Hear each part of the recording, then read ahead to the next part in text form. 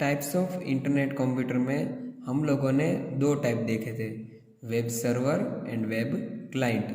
उसमें से हमने वेब सर्वर देख लिया था, अब हम देखने वाले हैं वेब क्लाइंट।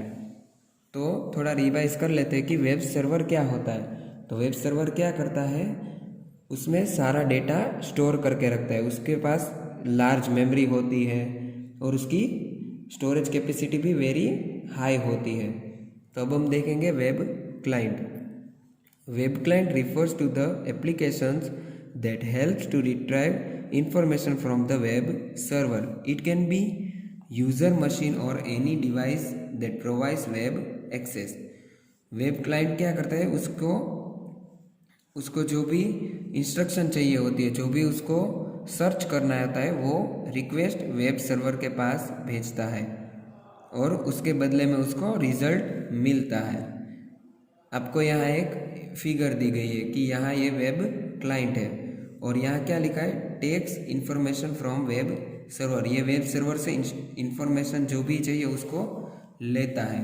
जैसे हमें कोई भी न्यू वर्ड या कोई भी स्पेलिंग या कुछ भी सर्च करना होता है तो हम लोग क्या करते हैं कि इंटरनेट ब्राउज़र में वो वर्ड लिखते हैं और हमें वेब सर्वर से उसका रिजल्ट मिलता है हमारे स्क्रीन पे, मोबाइल स्क्रीन पे।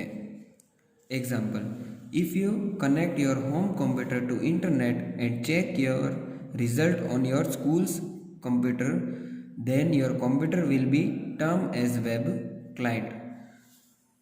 अगर आपको कुछ रिजल्ट चेक करना है, जैसे हम लोग आपको व्हाट्सएप से सब वीडियो की लिंक भेजते हैं, तो आप क्या हुए, वेब क्लाइंट हुए। और हमारा यहाँ का जो कंप्यूटर है जहाँ से आपको वीडियो मिलते हैं, वो कंप्यूटर को क्या बोलते हैं, वेब सर्वर। और आपको जो भी वीडियो चाहिए, जो भी लिंक चाहिए, वो सब आप लेते हैं तो आप एज अ वेब क्लाइंट कह सकते हैं।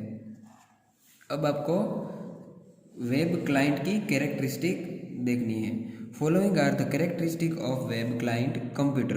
वेब क्लाइंट कंप्यूटर की characteristic, they are slow speed computers, they work much slower than web server. Web server की कंपेयर में वो काफ़ी स्लो है। They have smaller memory in comparison to web server. Web client computer की memory बहुत small होती है। They have much lower storage space than web server. Web server के पास बहुत सारी स्पेस होती है। जैसे हम लोग सभी क्लास के वीडियोस और सब कुछ इंटरनेट पे रखते हैं, तो जो यूट्यूब का वेब सर्वर होगा उसमें बहुत सारी स्पेस होगी जिसमें हमारे सारे वीडियो रहते हैं और जो आपको जब देखना हो तब आप देख सकते हैं। They establish connection with internet only when they require some information or some service from web server. After completing internet related work, they disconnect from internet. जैसे आप वेब क्लाइंट कंप्यूटर है आपके पास, जैसे वन टाइप ऑफ आपका mobile है, तो आप mobile में क्या करते हो कि आपको इन्फॉर्मेशन जो भी कुछ काम है वो हो जाने के बाद आप क्या करते हो, इंटरनेट डिस्कनेक्ट कर देते हो, नेट ऑफ कर देते हो, हमारा जो डेटा होता है वो हम बंद कर देते हैं। पर वेब सर्वर ऐसा नहीं करता, उसके पास तो इंटरनेट 24 आवर्स होता ही है। फिर है they main purpose is to acquire data और service from the web server. Main purpose क्या है कि उसको सारी इंफॉर्मेशन वेब सर्वर से लेनी है। तो वेब क्लाइंट पीसी की ये सब कैरेक्टरिस्टिक है। अब जो है न्यू टॉपिक वो क्या है, how web server and web client works. Web server और वेब क्लाइंट कैसे काम करते हैं। Web client and web server work in the coordination with each other. They interact with each other in following steps. ये पूरा एक दूसरे के साथ कोऑर्डिनेट करके काम करते हैं। Web client ask web server to provide information, request travel over internet connection and reach the web server.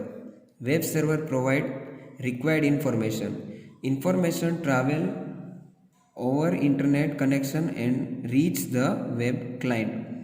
जैसे पहले क्या होता है कि वेब क्लाइंट एक रिक्वेस्ट करता है, मतलब एक सर्च करता है, जो भी कोई वर्ड है या फिर कोई सॉन्ग है, कुछ भी अगर सर्च करता है तो फिर क्या होता है कि वो रिक्वेस्ट ट्रैवल होके वेब सर्वर के पास पहुंचती है।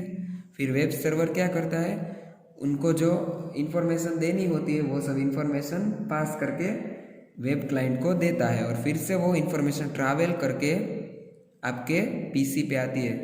फॉर एग्जांपल, अगर आपको कलर ऑफ रोज देखने हैं तो आप क्या करेंगे, पहले मोबाइल में जाके हमारा इंटरनेट ब्राउज़र ओपन करेंगे और सर्च करोगे कि कलर्स ऑफ रोज़।